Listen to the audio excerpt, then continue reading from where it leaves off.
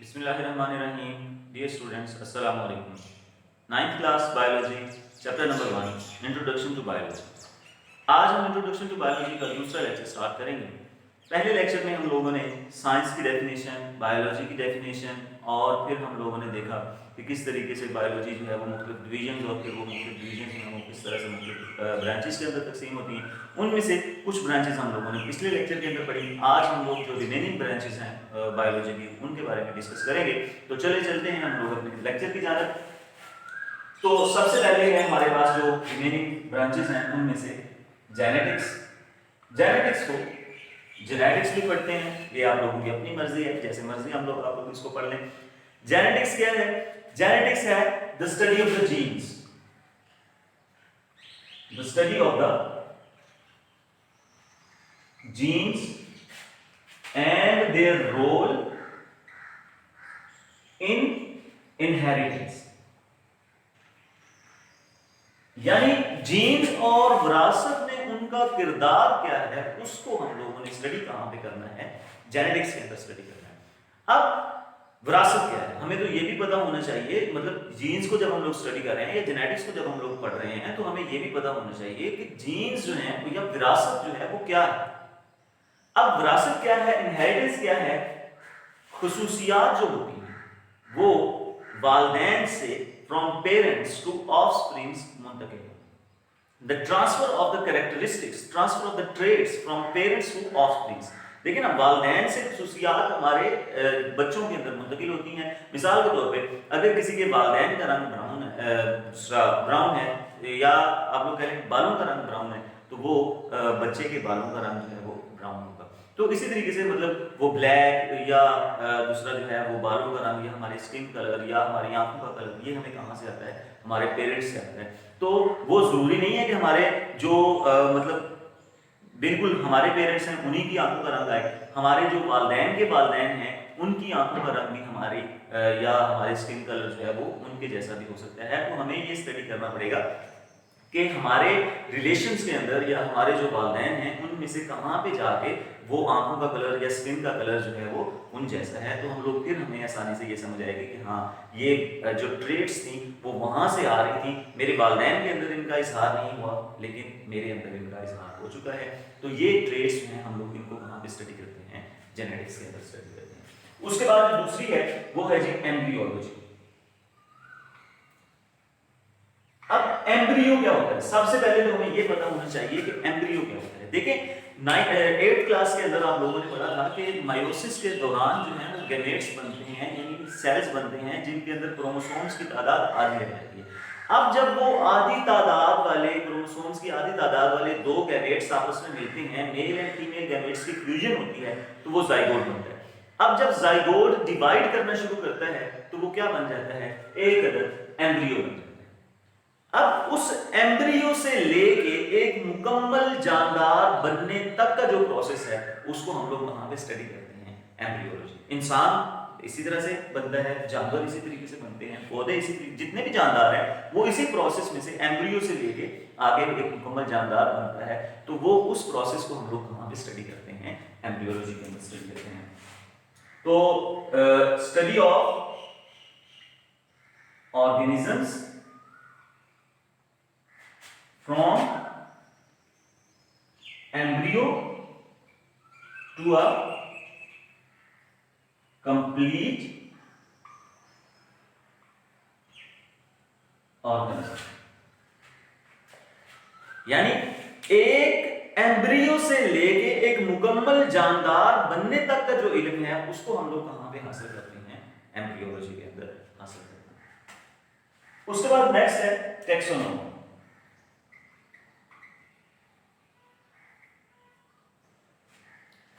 Taxonomy क्या?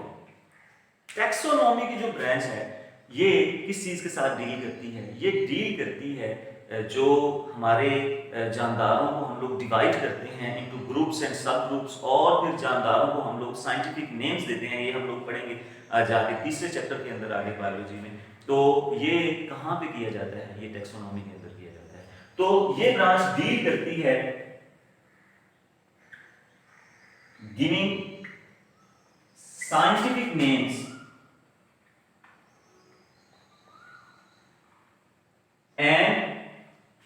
dividing organisms into groups and सबग्रुप्स। यानी क्या करना है इसने कि इसने जानदारों को ग्रुप्स और सब ग्रुप्स में तकसीम कर देना है और उनको साइंसी नाम देने हैं। जो आपस में मिलते जुलते जानदार हैं उनको एक ग्रुप में रख देना है, जो जिनके अंदर थोड़ी सी चेंजेस होंगी उनको दूसरे ग्रुप में रख देना है। उसके बाद क्या है, हमारी नेक्स्ट ब्रांच है environment sorry palaeontology.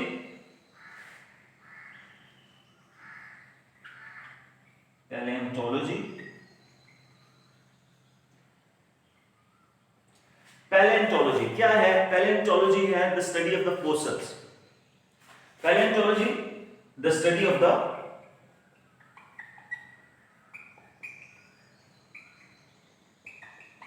Fossils. Fossils क्या होते हैं? फोसिल्स ये आप लोगों ने नाम सुना होगा, फोसिल फ्यूल आप लोगों ने यकीनन ये लफ्ज़ सुना होगा। फोसिल फ्यूल किस चीज़ से हासिल होता है? वो जानदार जो मर चुके हैं उनकी बाकियात जो ज़मीन के अंदर मौजूद हैं, वो पौधे जो मर चुके हैं वो उनकी बाकियात जो ज़मीन के अंदर मौजूद हैं वो कोयले की शक्ल में हम लोगों को मिल जाते हैं। फोसिल फ्यूल जो है वो हमें दूसरा तेल ऑयल वगैरह जो है वो कहाँ से मिलता है? वो फोसिल फ्यूल की शक्ल है, वो जानदार जो मर गए उनकी वजह से वो कुछ बन गया तेल प्रेशर में। तो ये क्या है? फोसिल्स जो हैं वो क्या हैं? Basically remains of the dead organisms, extinct organisms. तो उनको हम लोग कहाँ पे करते हैं? फोसिल्स, उनको हम लोग फोसिल्स कहते हैं। और उन फोसिल्स को स्टडी कहाँ में किया जाता है? पैलेंटोलॉजी के अंदर स्टडी किया जाता है। उसके बाद अगर देखें तो हमारा जो नेक्स्ट है वो है जी एनवायरमेंटल बायोलॉजी।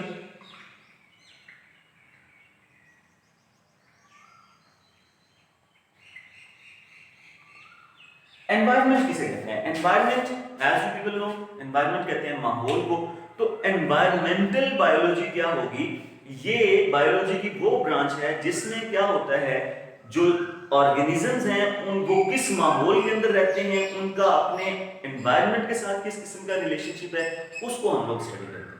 ठीक है, एनवायरनमेंट से आप लोगों को ये याद रहना चाहिए कि एनवायरमेंटल बायोलॉजी जो है वो किस चीज को डील करती है? अपने इर्द गिर्द के माहौल को डील करती है। तो environmental biology deals with relationship between organisms and their environment। यानी जानदारों और उनके माहौल के दरमियान जो ताल्लुक है उसको आप लोग कहां पे स्टडी कर रहे होते हैं? एनवायरमेंटल बायोलॉजी के अंदर। आगे चलते हुए हम लोग देखते हैं कि हमारे पास कौन कौन सी चीजें रह गई हैं। एक सोशियो बायोलॉजी रह गई है। सोशियो बायोलॉजी क्या है? देखें, कुछ जानदार जो हैं वो अकेले नहीं रह सकते, सोसाइटीज की शक्ल में रहते हैं। इंसान उन्हीं जानदारों में से एक है जो कि सोसाइटीज बना के रहता है। तो इंसान जैसे जानदार जो कि सोसाइटीज बना के रहते हैं, जो अकेले नहीं रह सकते, उनको हम लोग कहाँ पे पढ़ते हैं? सोशियो बायोलॉजी के अंदर पढ़ते हैं। तो socio biology deals with the organisms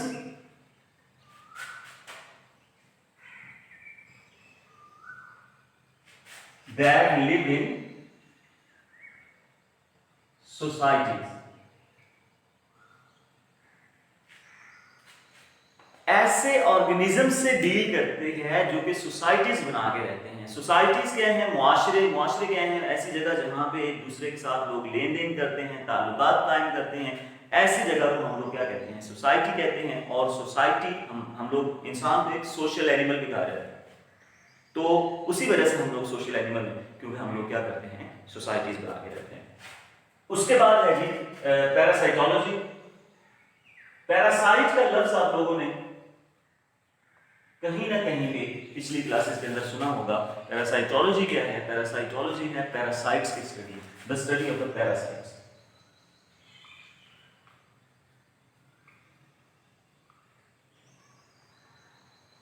parasites की स्टडी जो है वो उसको हम लोग पैरासाइटोलॉजी कहते हैं। और पैरासाइट्स क्या होते हैं? हैं। पैरासाइट्स ऐसे ऑर्गेनिजम्स हैं जो कि दूसरे जानदारों से रहने की जगह लेते हैं, बदले में उनको नुकसान पहुंचाते हैं और उनसे खुराक भी हासिल करते हैं। मतलब क्या है कि पैरासाइट्स हम लोग कह सकते हैं ऐसे जानदार हैं, the organisms that take food and shelter from other organisms and in return harm them. ठीक है, जो जानदार दूसरे जानदारों से खुराक हासिल करते हैं, रहने की जगह हासिल करते हैं और बदले में उनकी तबीयत ठीक कर देते हैं उनको नुकसान पहुंचाकर, तो ऐसे जानदारों को हम लोग क्या कहते हैं कि ये क्या है, पैरासाइट्स। और उनकी स्टडी जो है वो क्या कहलाती है, पैरासाइटोलॉजी। उसके बाद है कि बायोटेक्नोलॉजी, लेटेस्ट फील्ड है ये बायोटेक्नोलॉजी का। बायो के अंदर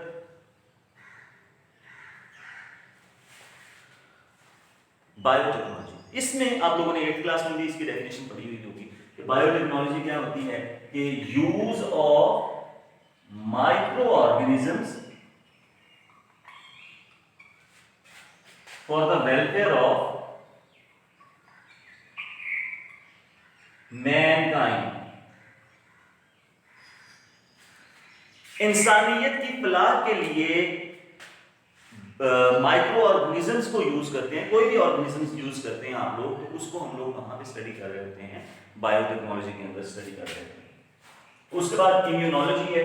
देखें, हर इंसान के अंदर क्या है, एक इम्यून सिस्टम मौजूद होता है। हर इंसान के अंदर एक इम्यून सिस्टम मौजूद होता है। अब उस इम्यून सिस्टम के फंक्शन को दूसरा जो है वो स्टडी करना कहां पे हम लोग उसको स्टडी कर रहे होते हैं, इम्यूनोलॉजी के अंदर स्टडी करते हैं। The study of the immune system is called immunology. अब वो इम्यून सिस्टम क्या काम करता है, इम्यून सिस्टम का काम होता है कि उसने आपके जिस्म को मुदाफियत देनी है, यानी बीमारियों के खिलाफ उसने आपको बचाना है। बहुत एक नेचुरल प्रोसेस है जिसके जरिए वो आप लोगों को बीमारियों से महफूज रखता है। उसके बाद हमारा आ जाता है जी एंटोमोलॉजी। एंटोमोलॉजी क्या है, the study of the insects.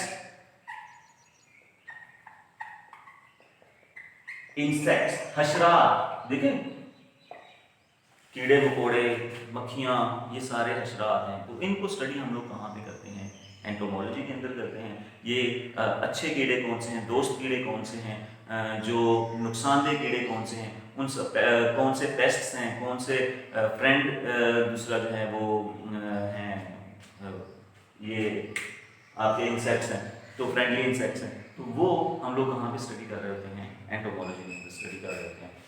उसके बाद जो है हमारे पास है फार्माकोलॉजी। इन द एंड हमारे पास आखिरी जो ब्रांच है वो है फार्माकोलॉजी। फार्माकोलॉजी किस चीज से डील करती है, फार्माकोलॉजी डील करती है जी जो मेडिसिन होती हैं और उनके जानदारों के जिस्मों पर असरात होते हैं, उनको स्टडी करती है। मैं इस मामले में एक एग्जांपल ये देता हूँ कि देखिए, अगर हमारे घर में कोई बीमार हो गया तो अब क्या होता है, हम लोग डॉक्टर के पास जाते हैं, डॉक्टर उसको मेडिसिन देता है और वो ठीक हो जाता है। अब वो मेडिसिन जो है वो डॉक्टर ने कहा था आपने 1 हफ्ता खानी है, आपको 2 दिन या 3 दिन खाने के बाद आराम आ गया, आपने उसके बाद वो मेडिसिन खाना छोड़ दी। अब क्या हुआ, कुछ दिनों के बाद वो आपके छोटे बहन या भाई को बिल्कुल वही सिम्टम्स जो हैं वो उनके साथ बुखार हो गया। तो अब उस बुखार जो है वो आपके पेरेंट्स ने कहा कि जरूरी है डॉक्टर के पास जाना है, तुम्हें भी कुछ दिन पहले ऐसा ही बुखार हुआ था, अब तुम क्या करो कि ये मेडिसिन भाई या बहन की पड़ी हुई है, अब तुम यही इस्तेमाल कर लो, इसको इससे आराम आ गया तुम्हें भी आ जाएगा। लेकिन अक्सर होता ये है कि हमें उस मेडिसिन से आराम नहीं आता, हमारे उस छोटे बहन भाई को उस मेडिसिन से आराम नहीं आता जिससे हमें आराम आ गया था। अब वो क्या करता है, वो डॉक्टर के पास जाता है, डॉक्टर उसको कोई और मेडिसिन देता है और उसको आराम आ जाता है।